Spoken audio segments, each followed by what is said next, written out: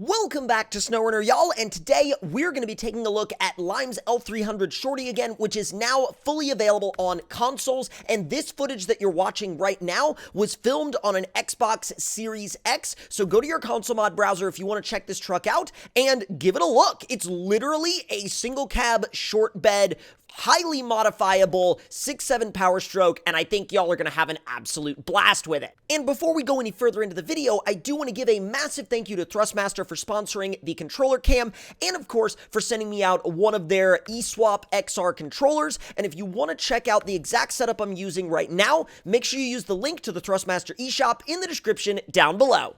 Now, in this video, we're going to be building two separate versions of this truck, the L300 Shorty.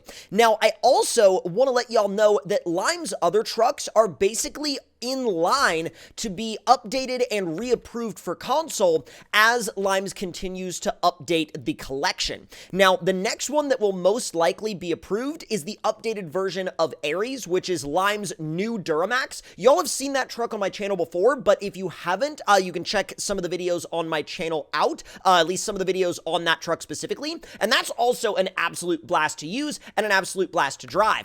Now, what we're doing with the L300 Shorty in this video is we're building one as a trail rig and the other one as a tow rig, and this one is the trail rig. Now, we went for a very trail-focused setup. We've got the flex suspension on it. We've got the high power but not full power engine setup, so it's got a lot of torque down low, and we went with the 4-speed crawler box transmission, which is really going to limit our speed in terms of like top speed, but it's going to give us a ton of usable gears in the really low speed areas that are actually going to be really helpful on some of the trails we're going to hit.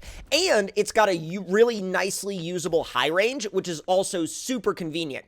Now, the tow rig version, I kind of did a little bit of a shorter build on. I went ahead and through the high power tune, I did the tow suspension, and I believe I did like a 46-inch bogger setup. It was a good build, it was a good truck, but I didn't spend a ton of time going as in-depth on the customization aspects because I knew I was going to be spending less time in this build and more time in the trail rig build. Really, the only time that I was going to drive the tow rig was going to be on the drive out to the spot where we were going to unload the trail rig anyway.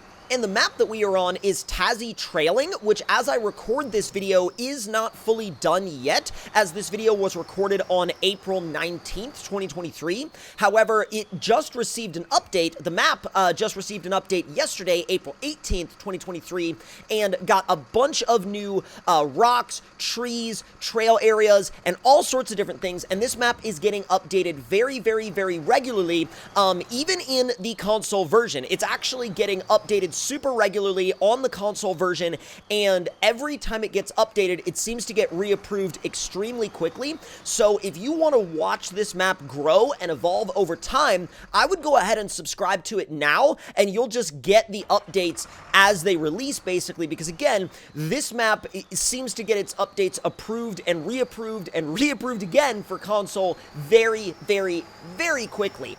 Now, even though there doesn't seem to be a loading ramp around the trailer store area right now, I decided to just use this little ledge by the beach, and it actually works a whole heck of a lot better than you might think. You can literally drive the trailer down there and then park it in such a way that it's like a level with the ground, and then you just drive your trail rig onto the trailer and you're good. You're done. I mean, it's not all that crazy of a concept at all. Now, would I like a loading ramp up there?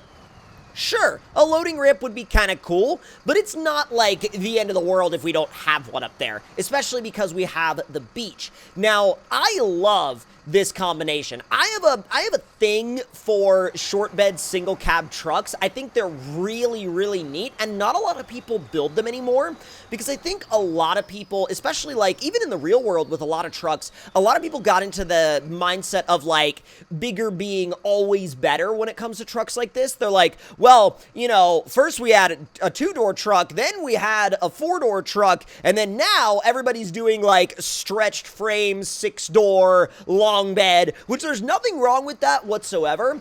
But what I think this truck really highlights is that there is always going to be a place for a absolutely sick short bed, like single cab build, especially one that's like this, that's an actual shorty, meaning it's got a shortened frame. Shorty builds are really popular in terms of off-road applications, or at least they used to be popular. I'm not quite sure if they're as popular as they once were. I know people still do them in the real world, but I'm just not sure if it's as common as it used to be. Now, I know that someone on Ultimate Adventure, which if you don't know what Ultimate Adventure is, I would definitely recommend looking it up.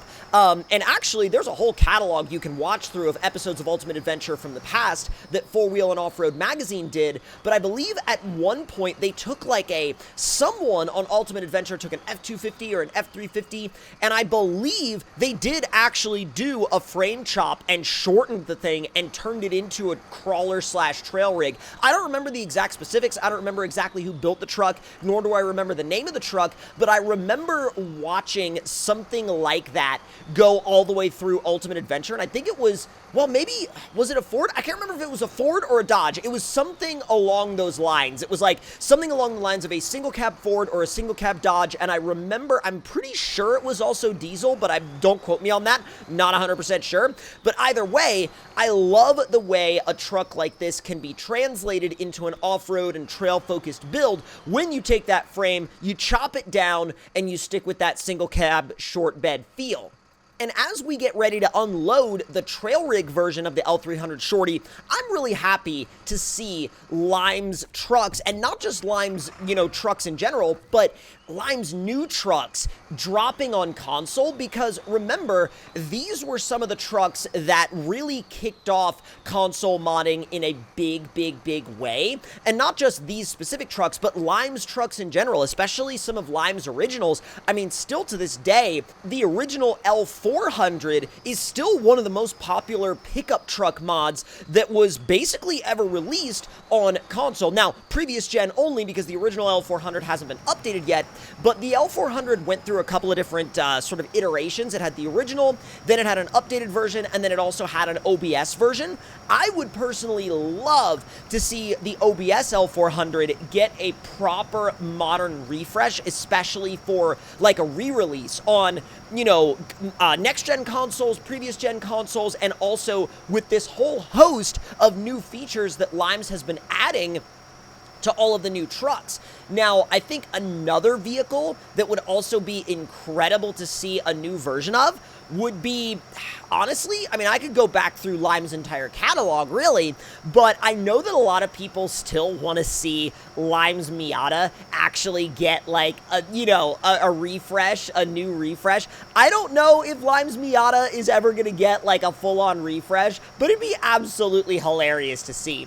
By the way, as we come up to this mud pit, I want to show y'all how amazing this particular gearbox, the 4-speed crawler box, is in the mud. Check this out. So you drop it in automatic, and then you put it in high, and then you just keep in the throttle, and it's fast, but it's not so fast that the truck wants to, alter the rotation of the earth and, spin itself out and go into a corkscrew. It's literally the perfect amount of speed for going through most muddy areas that you're going to encounter, especially on a map like this. And if you do like driving in first person, what I really like about this truck too is that it's got a very clear windshield view. Now, the windows are tinted, but the windshield is not. So if you want that nice clear view out of the windshield, this truck will absolutely give it to you, and you can do a good bit of trail riding in first person if that's your thing. Now, I found that actually this little wheel attachment that I'm using on the Thrustmaster controller makes the interior view even more fun to use, because as you make little turns and adjustments with that steering wheel attachment on the controller, watching it translate into the interior wheel is actually really cool. It's a really neat sensation.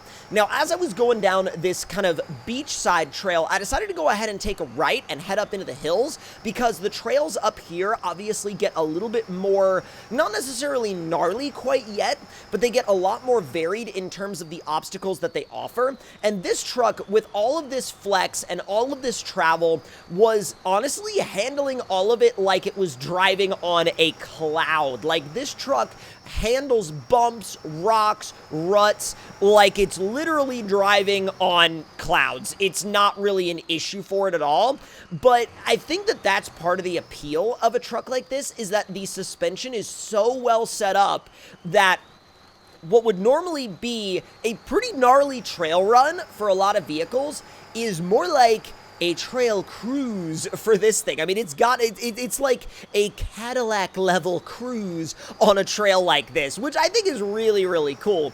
Now, I got a wild little bit of curiosity at this point and decided to, let's say, get curious about how deep this pond actually is. And, well, we found out real quickly that I'm gonna need a lot more lift than that to make it through that pond. And that was all the investigation that I needed to do. And so I threw it right back into reverse, backed up the hill, cut my wheels all the way to the side, and got right back onto the trail, and forgot that I ever went down there, and decided to never go down there ever again.